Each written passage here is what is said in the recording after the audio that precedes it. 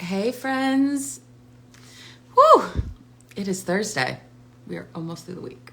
And I'm ready to have a great conversation about Black excellence, Beyonce, country music, continuing to talk about where we go from here, what is the next step.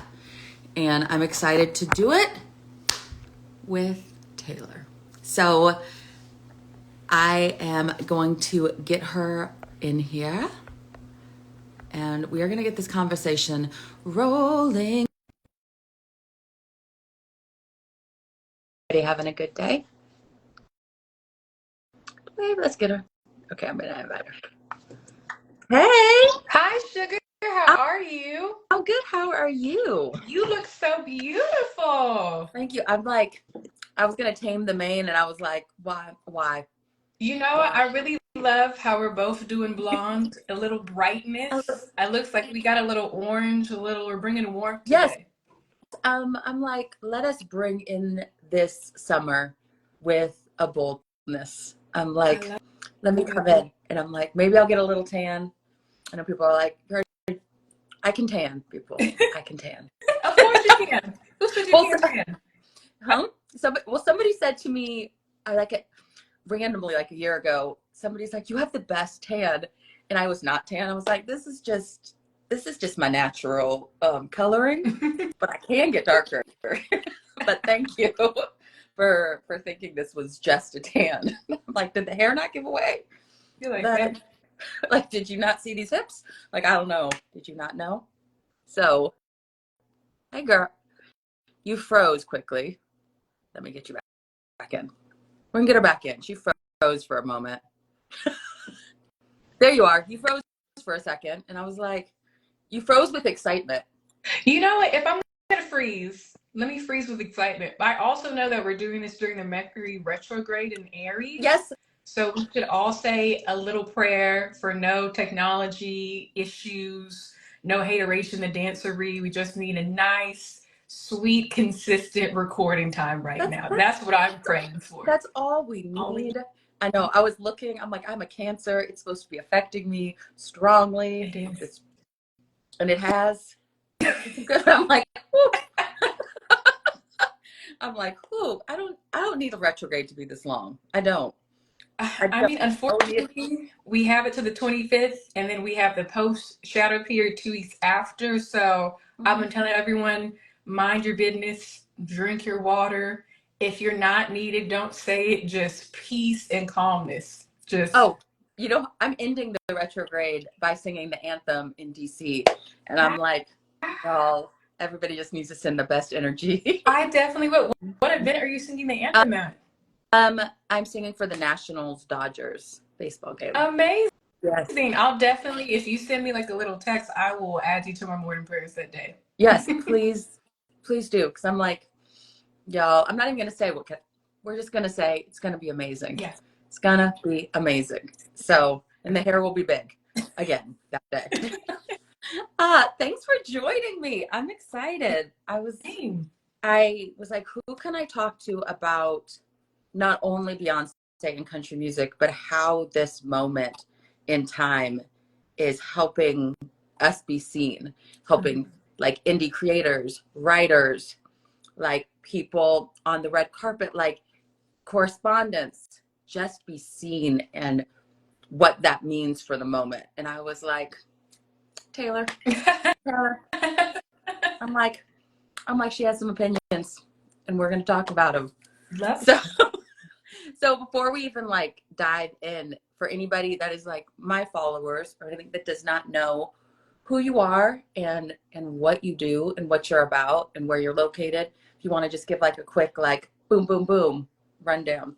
Of course. So I am Taylor Crumpton. I use she, they pronouns, and I'm proudly from the state of Texas, city of Dallas. And I have been writing about music, pop culture, and politics since 2016.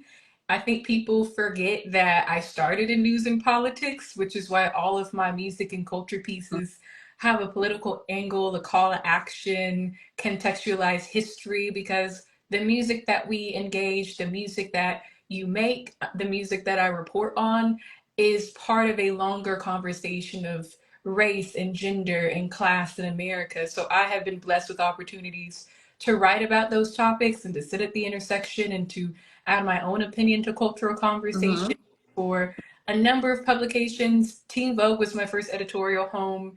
And then from there, I've been able to write for Essence, for The Guardian, Marie Claire.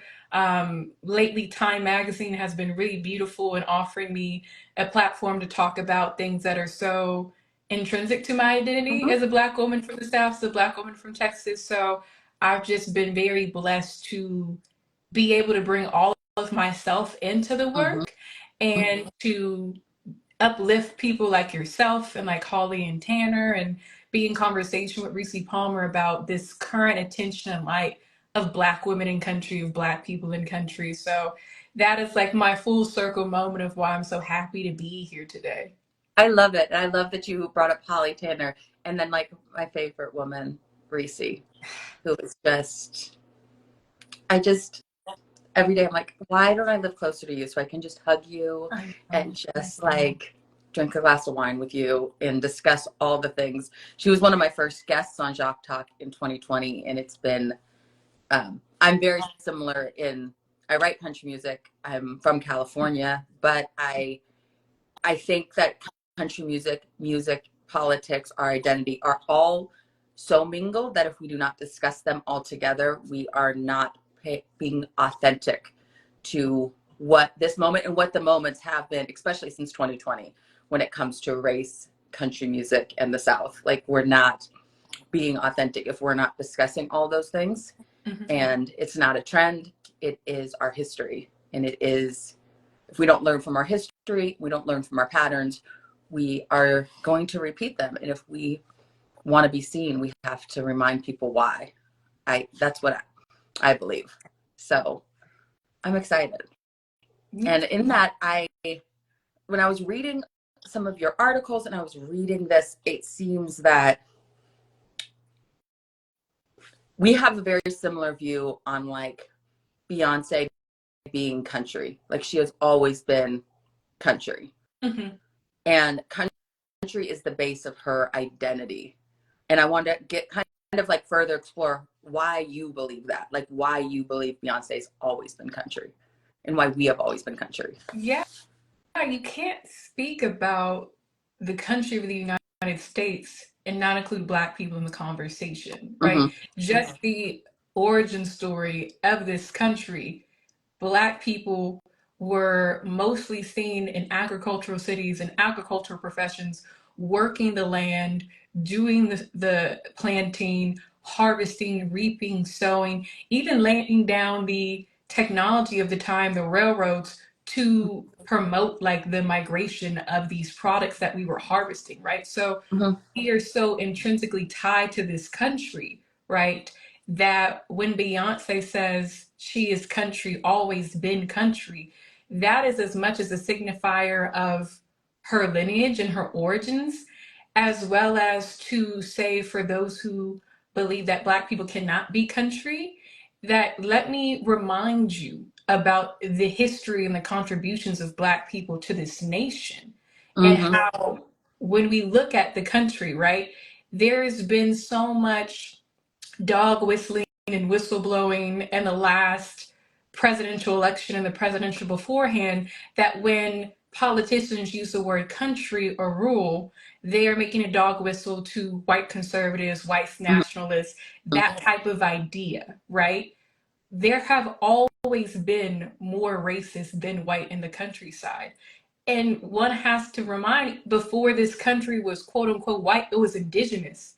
So if we're going to talk about who has rights to the land, it's always going to go back to indigenous people. And us Mm-hmm. African Americans know that we had a long history and relationship with indigenous people, Mm-hmm. referencing the Maroons, right? So we have always been country. And for those who grew up in the South and those who grew up in Texas, I see a couple of my Texas people in the chat who I love so dearly. We never left. We Mm-hmm. continue to be there and we continue to soil that land and participate in that culture. And Black country culture, I think sometimes is in contradiction with mainstream Black culture because there was such an effort in the Great Migration to not be seen as country, right? When Mm-hmm. people were leaving Mississippi and they were going to Chicago and going to Detroit and going to New York, one of the things that they left behind on those trains was any type of country identity, right? I see that a lot in conversations about the migration of hoodoo, right? Mm-hmm. This was something that was seen as uncosmopolitan and we're moving to these cities. Mm-hmm. And there is such a pride for those who stayed and did not leave. And also, I think so much about our mothers' voices, our Mm-hmm. fathers' voices, the voices of those who've been left behind. And I think Beyonce uses voice as a way to signify a way to speak in time. So when she's saying I'm country, I'm letting you know my mother is country and her mother is country and my father is country and his father is country. So this country, and it's funny, I always think about Big Country Shit, one of my favorite rap songs. Yes. Could also be classified as like a contemporary Negro spiritual because I'm speaking this name and this accent with Mm-hmm. intention, with the reason, with the purpose. And Mm-hmm. I think the always been country is a signifier of that on just the biggest stage you can do because she is the world's greatest entertainer. Yeah. No, first of all, thank you for laying so many facts down. I think people forget, and it has been purposeful to make Mhm. us forget the history of what we have done, and that we are of the land, and we worked the land, and we still work the land. And being a country person does not mean you are white. You can be, but that is not synonymous with that. Mhm. And the culture that has been brought to the mainstream has been carefully curated for the white masses to digest, and we have been left out of that in commercialism, I guess we would say. But that does not mean we have left that as our identity. It's still there, just because it's not being marketed to people as country music or as a country culture does not mean it hasn't been. That is very deliberate. It is as deliberate as when they split country and race records. Like it's a deliberate thing for marketing, especially with the Nashville Music Machine. And I look and I go, you, we needed a moment for a Beyonce to say this, to remind us in a time when they're trying to take away our history and take away the lessons that we need to be learning. That no, wait, you guys, we were here, and this is what we are. This is our lineage. Let's dig deeper. If for nothing else, that's a powerful moment for this record. Yes. You know, and I say this as somebody from California, but my dad is from Missouri and Arkansas, and I went back and visited where he was from, and I was like, okay, this is rural. Okay, because he tried to deny it. His mom was part of the Great Migration, Chicago, then came out to California, tried to be upstanding like businessman, really worked in the white world, but the roots are still the same. And when I go back, my white side's from the same town, basically, and I'm like, you guys were the same, like working the same type of thing, same income level, same community, different rights, but like the same thing. So I appreciated that. Do you have a thought of why there hasn't been as much press in, like, as many white country artists speaking on Beyonce's project as you would if a Taylor Swift came back and did another country record, Mhm. or if Post Malone's doing a country record and there's massive talk about it, but Beyonce releases this record, and there's talk amongst our community, and there's talk amongst Beyonce's community, the urban community, and amongst some publications. But when you look at the Nashville machine, it's been fairly quiet. You know, misogynoir is a hell of a thing. And I say that because though Beyonce has reached this level where many people do not grant her humanity, Mm-hmm. you know, there was this one slide in the Renaissance World Tour where she has the I am not a computer, because we say her name and we don't think of her as a person. Mm-hmm. She's a force, she's an institution, she has transcended beyond humanity. However, the most human experience one can have is being discriminated on parts of their identity that they can never change nor want to change. No Mm-hmm. matter where she's at in the world, she's going to be a Black woman. And we know how Black women historically have been treated in the country music Mm-hmm. space, even to this day. A space that has created, bought, established, and continued promotes a narrative that this is a genre for white people by white people. So the white people in this genre, excluding those who have spoken out in high praise and admiration, such as Marin Mm-hmm. Morris, right, Kate Musgraves, there are some white women in the genre who have called country music into account for its discriminatory ways and practices. However, they are the minority. Yeah. And the majority of country music, they benefit from this myth, this narrative, this their own creation, right? Mm-hmm. It is the question I think a lot of people raised during 2020. Why would people disinvest from a power structure that gives them power? So why would white country artists speak highly about Beyonce? Because if they do that, they're undoing this myth and this narrative that not only pays their bills, but that affords them right and privileges. So Mm-hmm. I think more of us need to think about this outside of maybe just the music space, right? Because we Mm-hmm. know country music, this is a labor issue. This is an economic issue. This is a racial issue.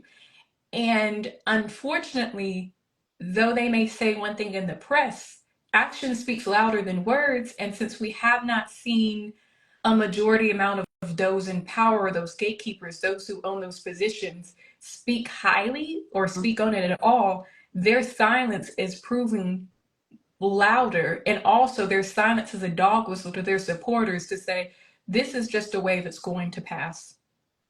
Well, and there's history that is also on their side. Even as Mm-hmm. recent as 2020, you know, we saw that was the rise of my Jacques talk. That's the rise of Mickey Guyton, who had been around for 10 years and then Yes. had her song and then also got harassed during that time a lot. Other Black artists, Color Me Country started. And then that wave in DEI, even in the country space, it has been a trend. And I was talking to Jada the other day, who has all the data on like spins and radio. And you would think since Beyonce's came out and Beyonce is being played on country radio, Mm-hmm. that would increase all Black artists on country radio at least a little bit. And realistically, since her single came out, I think there's only been 76 spins of Black female country artists amongst all 157 stations. Mm-hmm. Um, and Brittany Spencer's put out music. Mickey Guyton has put out a new single. I think Mickey's getting like 2 to 3 spins a week. Like there's a problem. There's a problem because 2020 we stated the problem. It was Mm-hmm. 2024. And even with Beyonce putting out a record, those numbers aren't increasing. Beyonce's is because she's going to get that radio play because of her brand, and they're not doing it with excitement, but they kind of have to. But it's not falling down the line. Like everybody else is playing their part. They're like, okay, we'll give Beyonce some radio. But these other artists, they're just like normal Black people. So we don't need to give them the attention or the things that's actually going to make their career. Because in Nashville, radio play matters. That's important for people to understand. And so it's interesting. It's interesting how the power structure is not discussing, it's just not discussing it. They're just blatantly ignoring that Beyonce put out a record in their genre. And ignorance always comes with intention. And one thing that I have educated some of my peers who are in music journalism is the fact that Nashville and the country music industry does not abide by the TikTok machine, No. does not abide by virality, which is not the same in pop or hip hop. any other genre outside of the country music space, one can become viral on a social media app, then be afforded the legitimacy to chart on Billboard and to be given the resources to turn this 15 minutes into a career. Mm-hmm. Because country music is so fixed and firm and fixated, because it still exists on this narrative, right? I think oftentimes people say that hip hop is America's last Black genre, and there is a intentional effort to protect the Blackness of hip hop. Yet, if you look at Billboard, there have been non-Black rappers who have charted. There have been non-Black rappers who have received Grammys, right? There is a way in which other genres will give a cosign or a stamp or legitimacy and become more fluid and almost queer in a sense, where country music is so fixated on this very straight, narrow, heterosexual white male idea that Beyonce, yes, they acknowledge that she's an institution and they know that by spinning her, they're going to make money, right? Because it's still Yeah. about money at the end of the day. However, they know or believe and trust that, okay, act two is country, act three is rock. So we really don't have to change. We don't have to be fluid. We don't have to be adaptable. And the unfortunate part about that is all those lovely artists that you named, they also know this game. They're also participants in Mm-hmm. this game. And I think that's where there's been so much conversations from Black women in country, Black folks in country that are like, yes, they're playing her, but that doesn't mean that they're fixing the issue or making effort Mm-hmm. towards the problem. In fact, it almost feels as if it's a laugh in the face. Like, we'll play her. We may bring you to the CMTs, right? Yep. But we're still not giving these Black women country artists their own single spot, their own moment in the sun, right? It feels very much like breadcrumbs. And, you know, you mentioned the 2020 DEI. We've seen every single record label, every single film, TV company get rid of chief diversity Mm-hmm. officers, never fulfill the promises they made after George Floyd. So you're literally seeing this pushback across all of music, film, and TV, all creative arts industries, journalism, myself. And it's like, well, the trend is over, the phase is gone. So let's return back to normal. And I think we as Black creative professionals, we as Black women are tired with the normal and are wanting and seeking change. Yeah. Mm-hmm. I guess what I wonder, and this is like thoughts I talked to Reese about, I talked to people about, is like, okay, so Beyonce was invited to the awards and then they erased that from their website. Mm-hmm. But now she's released a record and everybody from all the organizations, CMT, CMA, ACM, are like talking about her. Would it, if they invited her, which I don't know, to perform at one of these places or to come do the Opry, which is still a predominantly white space that allows Black performers now, but the band, back of house, it's a white space. Yes. Would that help? I wonder if it would help us, or would it help us more for them to change the back of house and change the structure? Because putting her in a place, like for her to say yes, would that benefit us in the long run? Or would that just be another act of them making her the performative moment and then nothing else backing it up? Do you get what I'm saying? Oh, yes, and it's so beautiful. I Just feel like I random to think about. no, and it's something that's been on my mind and my spirit for the past couple of weeks and months. I think she understands that one person cannot be the end all, right?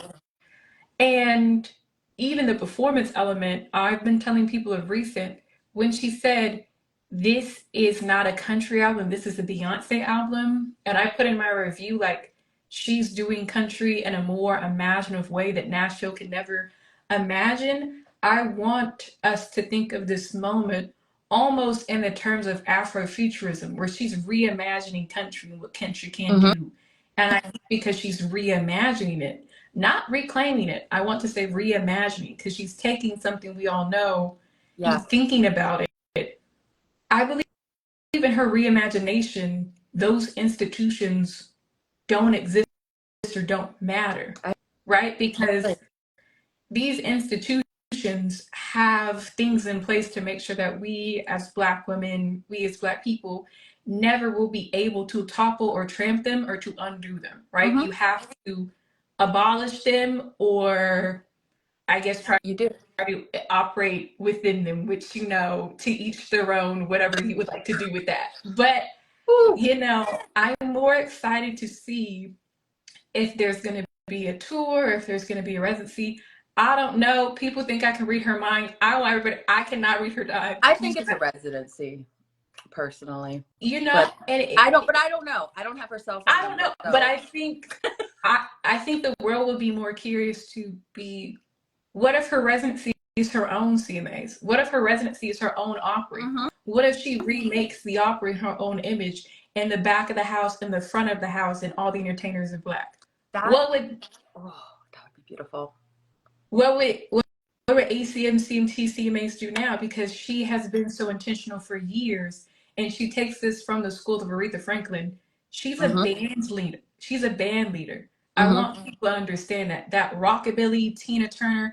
We know Tina was the leading force between the reviews, the choreographer, the stylist, the dancer. So when I say Beyonce is an institution, she could make her own Opry and make it equitable in the way it should be, instead of trying to abide by folks who really don't love or care about her well-being at the end of the day. I actually really appreciate that take, because me and Reese have talked, and we talked in the last episode about it's exhausting to beg to be in a space where you are never going to hold the full power. You're just given pieces of power. Mm-hmm. And what Beyonce did was, Nashville isn't as imaginative because you're playing by a rule, like a very set of rules that have been orchestrated by a set of people that do not look like you or I. And so Beyonce's like, you know what? I'm not going to play in the Nashville machine. I'm going to build my own machine. And me and Reese have discussed, like, you have to build another machine to have equity. Like, you can't, it's kind of like America. Like, you have to dismantle the machine to build something out without white supremacy. Like, you have to, you can't just say, we're going to change this, because we have seen it and it is not changing. And even the little bits that are changing are not holding. And you get certain artists coming through, you get certain artists getting attention, but if they don't have a full machine backing them up, how high can they rise? Can you have another Beyonce in country music? Do you have another Black artist that's getting the same play as like a Carrie Underwood? You don't. Because if you did, Mickey Guyton would be getting that attention. Like, if 2020 wasn't going to do it, didn't do it, what is going to do it? The machine doesn't work for us, no matter how much they try to say or implement programs to help create diversity. You wouldn't have to create diversity if you just allowed diversity. You wouldn't have to do that. Very, very sweet put. And so I'm also excited. I'm excited to see what it happens when people like Reese, Holly Tanner, myself take off the glasses of like looking at Nashville and country music through a lens that we have been trained to look through it through, and look through it like through the Beyonce lens of like, what happens if there was no walls? Like, what happens if the rules weren't there? What would we do? What would we create? How would we walk? What would the country music sound like? Like, what would we do? And I think Beyonce put out like a project that kind of says, this is what you can do. Yeah, and that's the essence of country music. Like, when we talk about these songs coming from being in the fields, we were singing about a future and a reality that had yet to exist, right? So you can't take or subtract the divine and spirit out of the formation of country music. And I think that has always been the distinction. If we have to bring it full circle back to the first question you asked me, when Black people say that country, we're not saying we're fans of country music per se.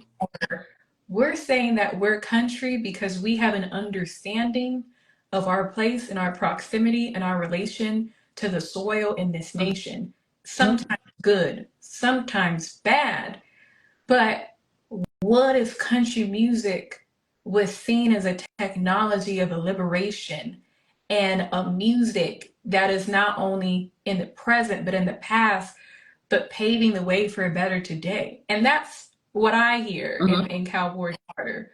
Is there's a, oh look, okay, yes, thank you, thumbs up. But I think that is really the blessing of this project. Like, it has been a wonderful time to witness you receive your flowers, and Holly and Tanner Mm-hmm. and Reese. And I even feel happy to write about country because we've yet to have a conversation about how country music journalism excludes Black writers. It truly does. You know, this country music machine impacts artists, producers, engineers the most, but also I spoke about this on Don't Rock the Inbox with Marissa R. Morris, author of Her Country, and Natalie Weiner. The best. I am still not allowed to write about country music at country music premieres publications. Isn't that interesting? Why can I only write about country music at Afropunk or Time? Why am I not allowed to write about country music at a publication? I've been writing about music since 2016, right? So even there are conversations to be had about artist equity, and then also who's covering the artist, who is telling Yeah. the artist's story, who are you sending to the artist? Because there are things that are going to be lost in translation when you have an artist and a writer from two different lived experiences. Mm-hmm. No, that is true. And I'm thinking about the interviews I've taken talking about this record, and none of them are country publications at all. Yep. They are Black publications or offshoots like that. I just haven't talked to a country publication about the record, or if they're getting an opinion, it's not mine. And and I've yet to hear from a country publication that asked me to write about Black country, right? So there are ways in which this industry and the machine, which you put it, is telling folks like you, telling folks like me, we will ride out the wave and you will leave. You Mm-hmm. will leave. I've had more people question, why is a hip hop writer being in this space? And I was like, oh, you'd call me a hip hop writer in the same tone that Oklahoma radio station called Beyonce an R&B artist. Yeah.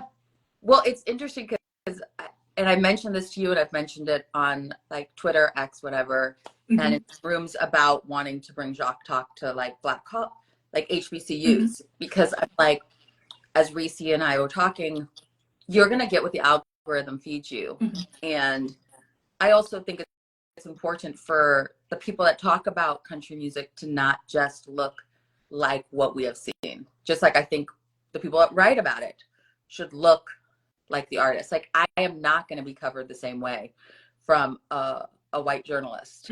They're not going to know my full story or the depth or the history of what I'm talking about. You just won't be able to relate in the same way. So is it not fair to have somebody that looks like me? Just like I need somebody that looks like me to be doing my hair or to be doing my makeup before I go on stage. Like, we need to expand what is possible. And I think one of the ways is going to HBCUs, really bringing the industry to people and saying, hey, you can be an engineer. You can be a makeup artist. You could work on a tour. You could work at this label. You can work on any level. And we're going to help you figure out how to do it. We're going to help you figure out how to get into this machine that has so many walls. And we're going to create a new one right over here that inspires and allows people to dream outside of having to be an R&B singer just because that's what you're told. If you want to be an R&B singer, awesome. If you want to be a hip hop journalist, awesome. But why do we have to be contained to stereotypical roles? And HBCUs have always played a part in country music, right? Yes. I'm talking about Fisk University. I'm even thinking about how the Prairie View Trail Riders are affiliated with Prairie View A&M, which is a historically Black college in Texas, right? And our HBCUs are currently under attack in Texas, in Tennessee, and they have been cultural incubators of this Black identity, of this Black country identity. And I think there are also ways in which I saw Delaney's in the chat. Delaney just did a great panel with one of my friends close for books in Atlanta for like Spelman and I think Atlanta students about Black and Palestine solidarity. So I just wanted to shout her out That in is here. But amazing. HBCUs have always been so integral in shifting Black culture and shifting the minds of Black students and shaping these young Black leaders. And I also have to say, on the negative side of that, they have also been active participants in maintaining this one size fits all Black identity, a very cosmopolitan identity. You know, Mhm. there's even disparities between the Black Ivy League and HBCUs and those who go to the lesser known HBCUs. I And a know. lot of the lesser known HBCUs, I was talking to my dad the other day. He said Bishop Kosh in Texas was for the preacher's kids, Okay. and Prairie View was for the cowhand kids, and Texas State was for the kids who were smart enough to go to UT but couldn't go in because they're Black, right? And Wow. one thing I've noticed in my research between HBCUs and country music, a lot of the HBCUs who have contributed aren't the Howards or the Spelman or the Morehouses or the Hamptons. They're the smaller Southern, more state land universities, and we Hmm. need them. We need them so badly to be invested in and supported because they have always been the ones to support a Black country Western Hmm. identity and lineage that isn't seen in the Black Ivy League, which is historically in metropolitan cities like Washington, D.C. and Atlanta and Hampton and Virginia, right? Hmm. We need so much more of the community to really invest in this. Yeah, I agree. And that's I'm as somebody who attended Howard, and there's a lot of things I can say about, like, I didn't understand how many HBCUs there were because in California I was only told about like the top five. And Mhm. so I was like, oh, you go to this school or this, like those. And then I was like, wait, there are so many more HBCUs. Like there are so many more options. And when people say like a Howard's underfunded, you have to understand, like, if they're underfunded and they're one of the known colleges that is like down the street from the White House, the rest, like everything else, is going to be underfunded. And those Mhm. are where we need to go. But that's also the education and the culture that is trying to be stripped away from us, Yeah. like completely stripped away, because they're like, it's not needed. And it's more, I think in some ways, needed more now than in years prior, than since their creation. Like it was needed when everything was segregated, and it's needed now when they're trying to act like there's no need, like that it's not segregated, but it is. Like when we're trying to act like that's not happening, and gentrification and all this stuff, and they just want the land for other things, and they Mhm. want the funding for other things. Like I think that this is a conversation that you and I are going to have to like dive so deep into, Do because it. I think that is a way to create constant change and to change the narrative, and to also just bring the power back to us. Mhm. I think as we learn our history, we become more empowered to hold our history. Mhm. And Beyonce has been somebody that always has held her history, and unabashedly. And I think if anything, we can take that in whatever job we're doing and be like, this is us, and we're allowed to be here, and we can take up this space. And I think, especially in country, we built this land. We are, we created the profitability of this land.